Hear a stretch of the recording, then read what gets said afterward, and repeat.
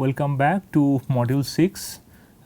We have presented so far we have given the formal derivation of the quantum adiabatic theory, which assumes that the let us say, taking an example of a particle in one dimensional box, the box is expanding very slowly, and if the box is expanding very slowly, then at the initial time before the expansion started, if it was in the nth non-degenerate discrete non-degenerate stationary state, the particle if it was there, then after the expansion the particle will remain in the nth non-degenerate stationary state of Ht, but the wave function accumulate two different phases, and these two phases are the dynamical phase which has to be included in the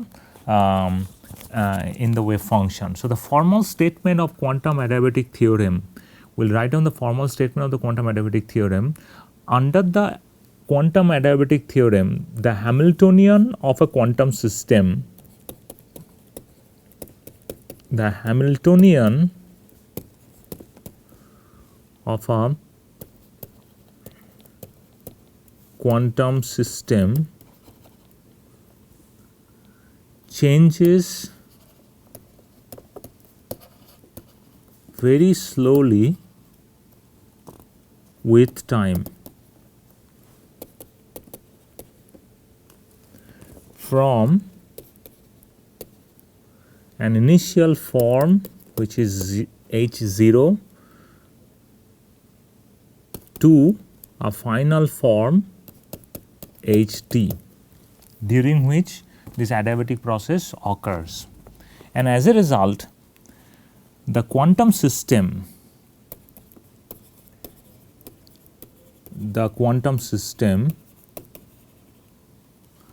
which was initially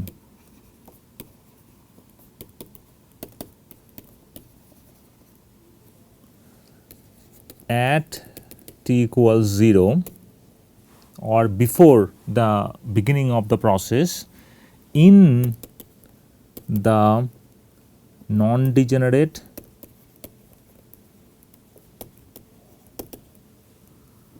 nth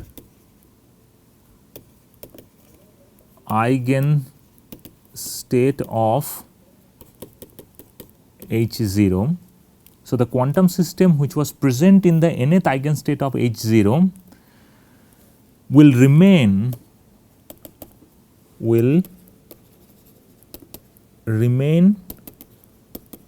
in the non-degenerate nth eigenstate of Ht, because the final Hamiltonian is now Ht. This simply means that the ground state, what does it mean? It means that the ground state system will remain in the ground state,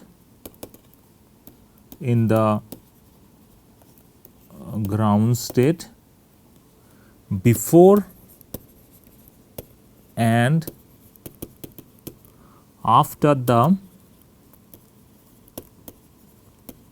adiabatic change of the Hamiltonian, without making transition to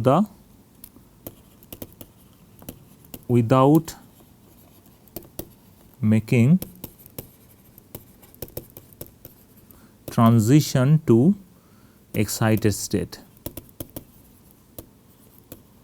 So, ground state will remain in the ground state, but the wave function which was before psi n 0, in this case ground state. So, we consider ground state to be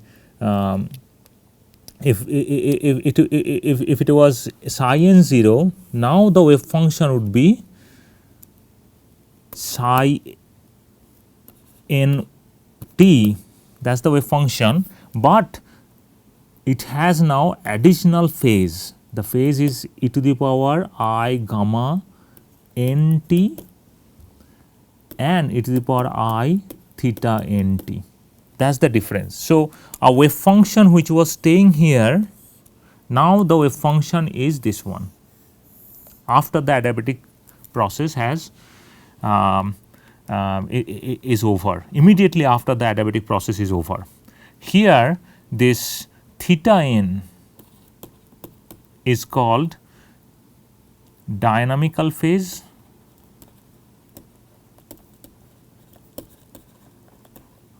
and gamma n is called geometric phase.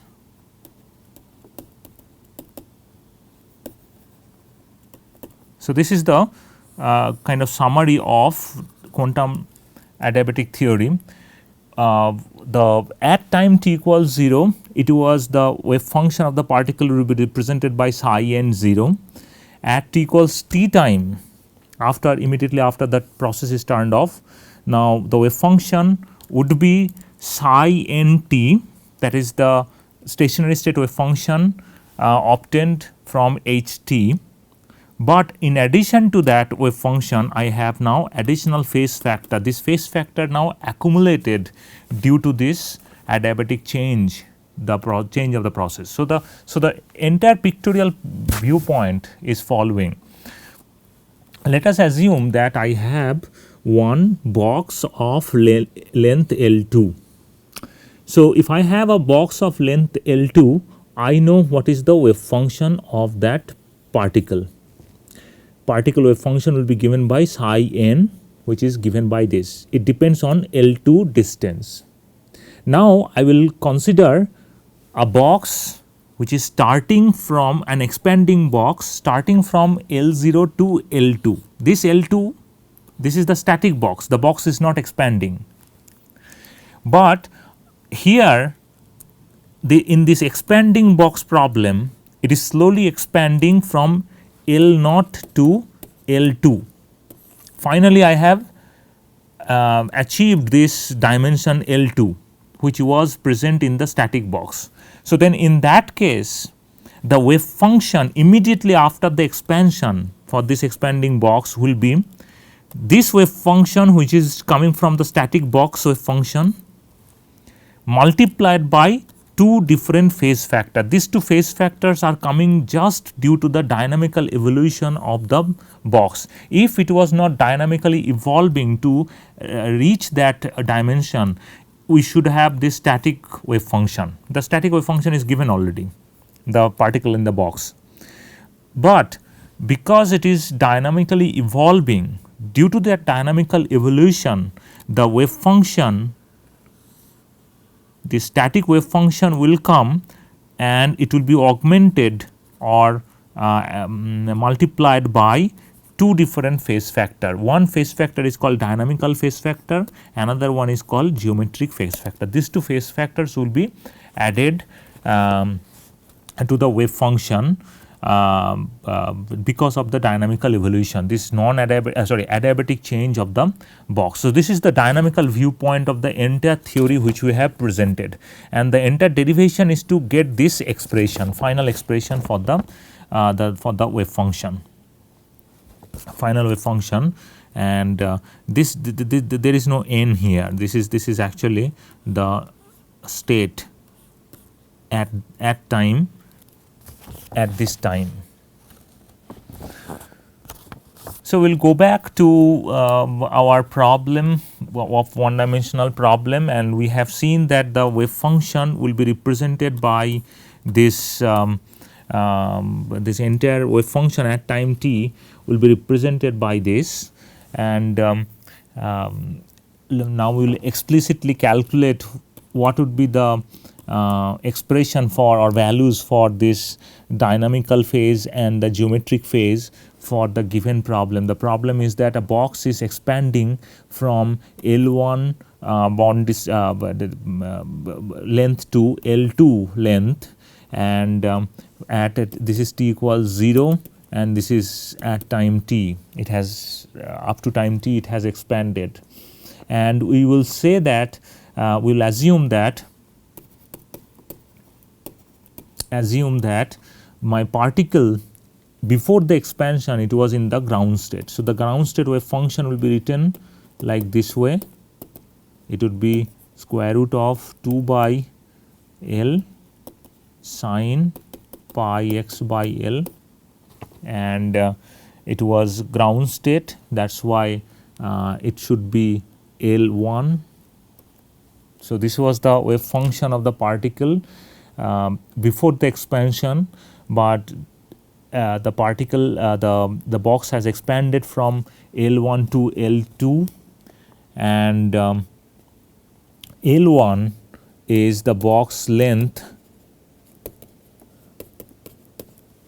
less than equals 0 just before the expansion started, and L2 is the length when it has expanded completely, and immediately after the expansion this is the box length L2.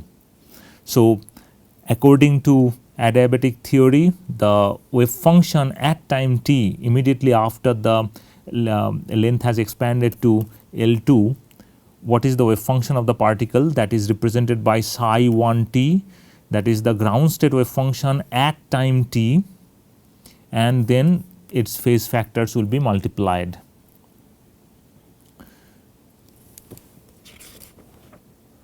So, we will explicitly see how to get that. First, we will look at this theta 1 t, how much it is going to be. Theta 1 t will depend on this integration that we have seen, and E1 the energy we know that it is going to be pi h cut square by 2 m L, this is t dash square. So, any time, so 0 to t, this is the time interval we have, the expansion time interval, at any time is given within this interval is going to be t dash, and that is the integration we have taken. So, if this is the expression for the ground state wave function, ground state particle, the energy of the particle is given by this.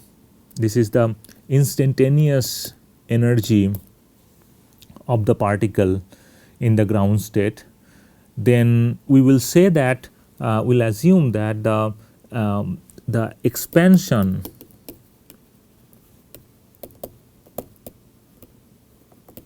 occurs at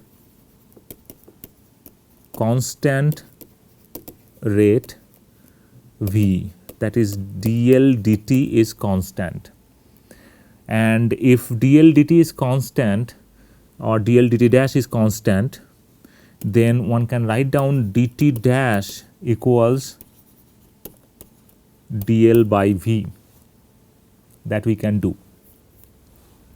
And what is L here? L is the instantaneous length. So, L has changed from L1 to L2, and any instantaneous length in between is going to be L. So, that is the definition of this. So, what we can do is that this total time integration can be converted to spatial integration like this way: 1 by h cut this rate of change, and now it is going to be L1 to L2, then this integration is going to be pi square h cut square divided by 2 m L square dl. L is an instantaneous length in the interval L1 to L2. So, I have been able to convert this integration to in terms of L, and if we do that, then I will be able to integrate it very easily. I will be able to write down as minus pi square h cut by 2 m v, this is going to be L1 to L2 1 by L square dl, which is nothing but pi square h cut by 2 m v 1 by L, L1, L2 is pi square h cut divided by 2m V 1 by L2 minus 1 by L1. So, we finally get this theta 1 t, this value, that is the dynamical phase, which is accumulated by the wave function due to this dynamical evolution, is going to be pi square h cut by 2m V 1 by L2 minus 1 by L1. So, we have got one phase factor for the expanding one dimensional box problem. Next, we look at the geometric phase. In the geometric phase, we have this expression, and here psi 1 t dash, psi 1 time dependent because it is the psi 1 L, it is actually depends on L, that is why, and L is time dependent, that is why psi is time dependent. So, one can write down this derivative as follows: psi 1 L. Again, we are converting this expression in terms of L. So, if we do that, then I will be able to write down I, then this is going to be L1 to L2 integration psi 1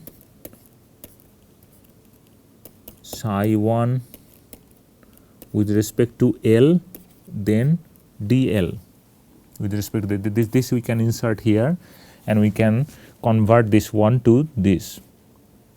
So, we know that the psi 1 is nothing but square root of 2 by L sine pi x by L at any instant of length L. So, L, we said that this is L1, this is L2, at any instant of time the length of the box is given by L in between these two interval. So, that is given by this, the wave function, ground state wave function will be given by this. So, if I have this ground state wave function like this, then I will be able to get the derivative with respect to L, because that is derivative what I need here.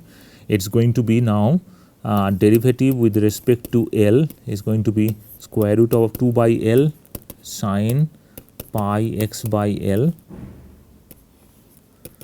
This is going to be square root of 2 minus 1 by 2 L to the power minus 3 by 2 sine pi x by L plus square root of 2 by L minus pi x by L square, then cos pi x by L. So, we get this first derivative with respect to L of this function, and once we get the first derivative, we will be able to because I have to multiply now psi 1. So, if I want to find out psi 1, this partial derivative, this product will give me 2 by L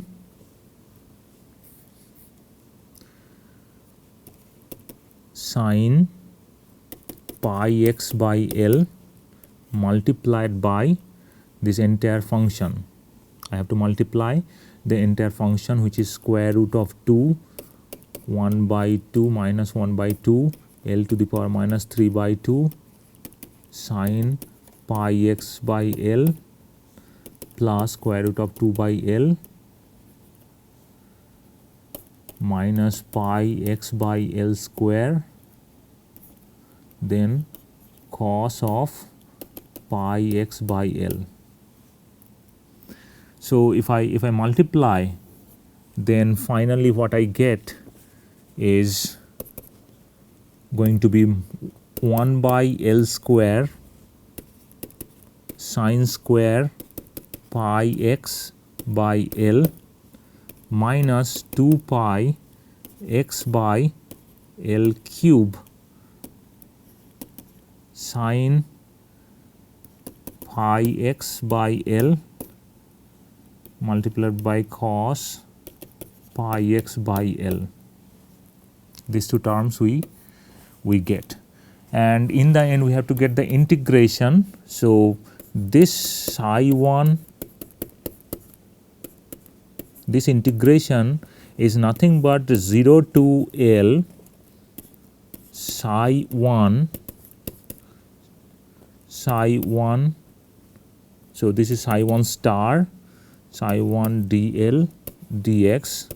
Because this ground state wave function is a real function, so psi 1 star and psi 1 are equivalent. They do not have the complex conjugate because they are real. So what I have to do now, this entire thing has to be integrated 0 to L 0 to L, then minus 1 by L square sine square pi x by L. This is one term. Then another term is going to be I put it here, minus here. There is another term. Another term is going to be 2 pi by L cube. And this integration, remember, this is coordinate space integration. So this is over x. So this is going to be dx. That's why we can take out this L square term 0 to L. So we can write down like this way. And then we have 0 to L sine pi x by L and cos pi x by L dx.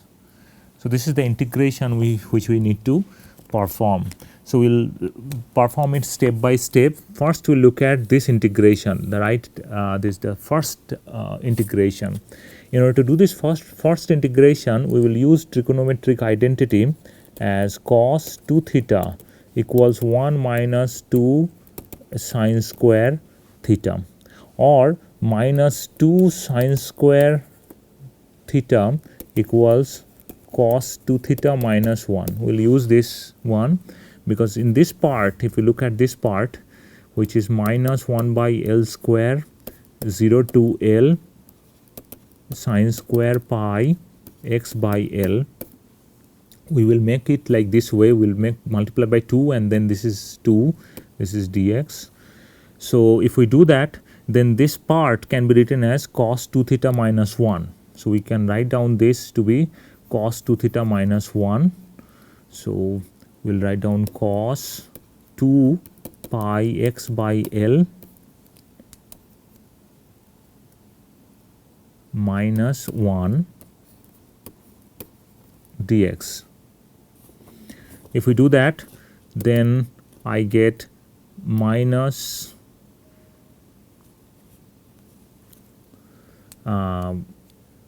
I get 1 by 2 L square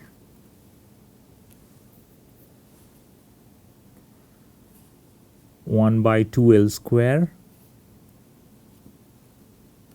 0 to L cos 2 pi x by L minus 1 by 2 L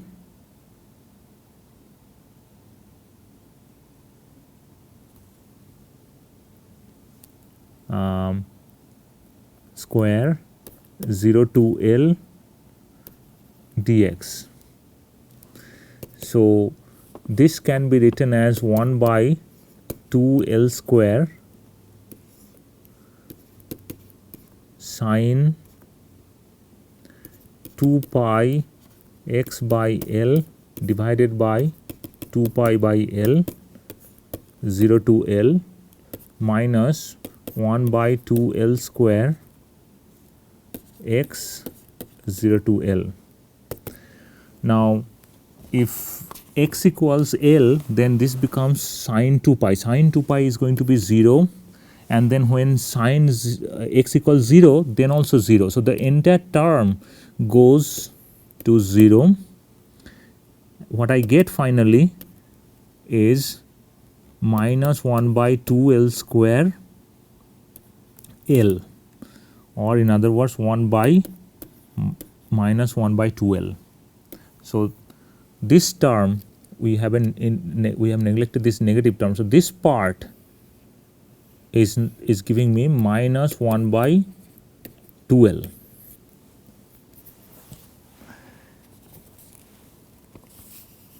On the other hand, not this part, we have included this negative sign here because this is negative. So, this entire part is becoming minus 1 by 2L. The other integration, this integration we have to take a look at it. This integration we have already got, that is minus 1 by 2L. Now, we are looking at this integration. In order to do this integration, we will be able to write down 2 sine theta cos theta equals sine 2 theta. So, this part can be rewritten as sine 2 theta. So, I will be able to write down 1 by 2 pi by L cube 0 to L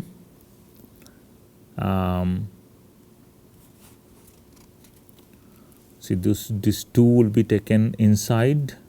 This is, I have x, then 2 sine pi x by L cos pi x by L dx. That's the integration I have, which is which can be written as 2 sine theta. So, this 2 will be gone, and this is going to be now 2 sine theta dx.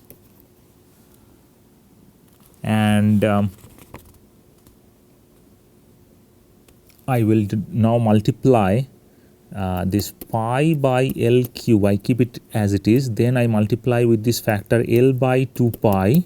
There is a reason why I am multiplying. Then 0 to L, then I multiply x, and then I write down minus 2 pi by L, then sine 2 pi x by L dx.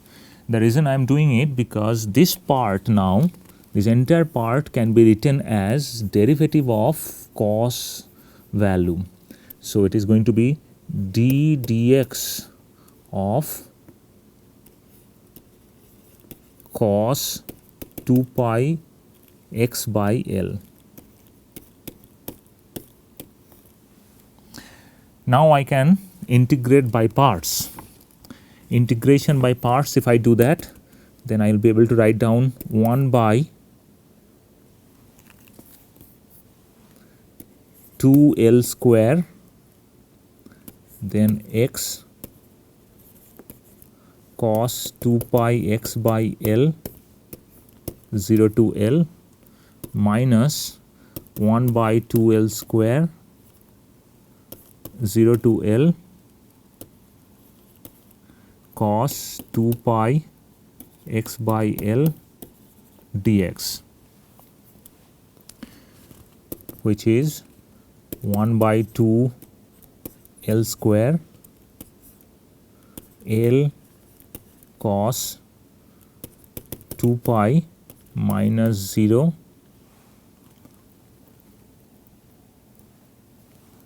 minus 1 by 2L square sine 2 pi x by L 0 to L multiplied by L by 2 pi. So, what we see here is that this entire term would be 0 for the limit we have set. So, that part vanishes, and as a result cos 2 pi is 1. So, finally, I get L by 2 L square, which is nothing but 2 1 by 2 L. So, this part we have already got minus 1 by 2 L, and this part we are getting, the remaining part we are getting as plus 1 by 2 L. So, finally, what we get is that this integration, this value is becomes 0, and if this integration is becoming 0, then gamma 1 at time t is given by 0 to L1 by L2, this is the limit, and then this integration psi 1 L then dl, this part becomes also 0. So, what we are seeing here is that the geometric phase becomes 0 for an expanding box when the box is expanding from L1 to L2. But it is accumulating dynamical phase, but geometric phase becomes 0. So, what we have observed is summarized here. The wave function, initially the wave function was this, finally the wave function would be this multiplied by e to the power I theta n t, theta 1 t, because we started with the ground state wave function. So, it is going to be 1 theta 1 t, and gamma vanishes. So, this is the final wave function after the expansion, and theta 1 t is given by this expression. When we see this geometric phase to be 0, we can remember that any time if the wave function is real, then the geometric phase after the adiabatic expansion is going to be 0. That is another consequence of adiabatic theorem, which we can prove actually, but we will not do it immediately. We have come to the end of this present module. In this module, we have given theories which can be used to solve analytically the TDSE, time dependent Schrodinger equation, to explore the dynamics of a quantum system. We have presented time dependent perturbation theory, where we have which can be used to find out the dynamical evolution of a system. Time dependent perturbation theory will be very frequently used for light absorption, light emission, and non-radiative transition. In addition to this time dependent perturbation theory, there is another analytical approach which is available, which is called quantum adiabatic theory, which we have presented in the light of expanding one dimensional box. We will end this session and we will meet again in the next module.